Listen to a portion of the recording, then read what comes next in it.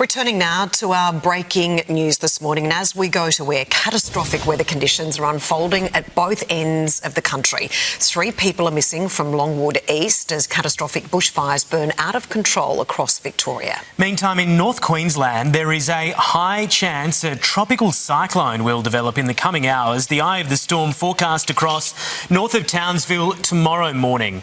For more this morning, we're joined by Strathbogie Deputy Mayor Claire Ewart-Kennedy and Townsville Mayor Nick Demetto. Good morning to both of you.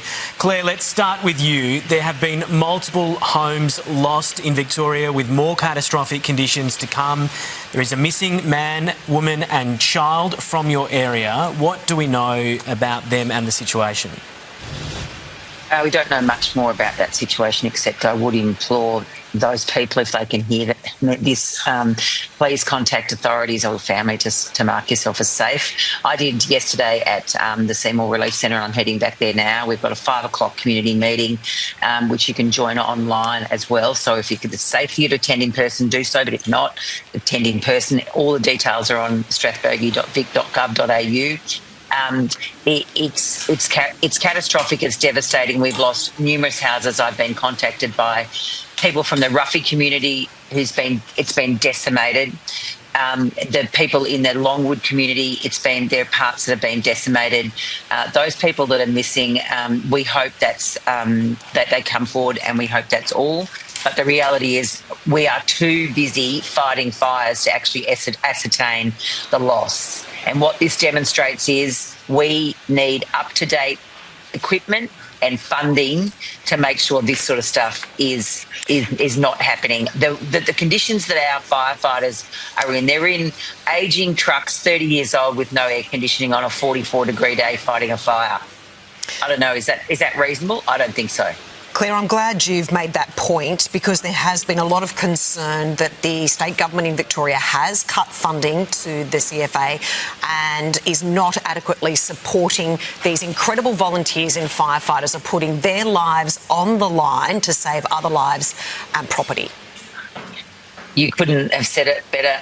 I am absolutely blown away by what the volunteers do. They are the heroes, no one else. This is not a political discussion. I'm not interested who's in power. What I'm interested in, as a farmer and as deputy mayor who's standing in for my mayor, who's actually fighting fires on his own farms, 5th-generation farms, and lost a lot yesterday. Shout out to the Jeffrey family. They're doing an amazing job. But we have got to be realistic. We cannot expect volunteers to go out to these events, leaving their own families and properties at risk to fight fires in equipment that does not support them. We had people who could not communicate with another truck that was 2 kilometres away in the middle of a fire. We couldn't get tankers in. Our roads are deplorable because the emergency services won't go there because it's not safe. So we've got properties that are put at risk because our infrastructure is not up to it. We pay pretty good taxes in this country. Can we use them to look after the people who pay them? Yeah, Claire, I reckon there's a lot of support for you right around the country this morning, and we're going to speak to Jacinta Allen later in the program. We're going to put these points that you've made to her. In your district, Claire, what are the losses looking like in terms of properties? Because you've got people right around the Shire who've lost homes. There's a school that's gone as well. I know it's difficult to get a handle on what's going on in the ground, but there are significant losses, aren't there?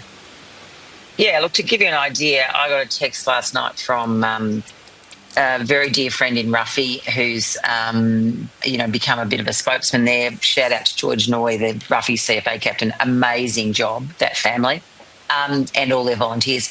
The communities like Ruffy have been decimated. There's very little left, is the way I understand it. There are ad hoc houses, and the reality is that places like Highlands, places like Terrap, I processed myself 6 families yesterday in the Emergency Relief Centre that had lost the lot. There's a woman, 89, that has lost everything. And you know what she said? She said, I'm here. I don't think I've got a home to go to, but I don't want to put you out. Have you got someone else that needs me stuff more than I do? And I'm like, I just can't get my head around that. And I had I had 3 people that said, oh, no, like my needs are not as important as someone else. This is the reality of country people. I know we hear it all the time, but we just band together, we get on with it, and we just want the infrastructure in order for this not to happen, to put lives at risk. It's not okay. We really appreciate your time, Claire, and our thoughts are with all of you, and thank you very much for giving us the honest truth of what's happening on the front line there right now. Thank you for your time.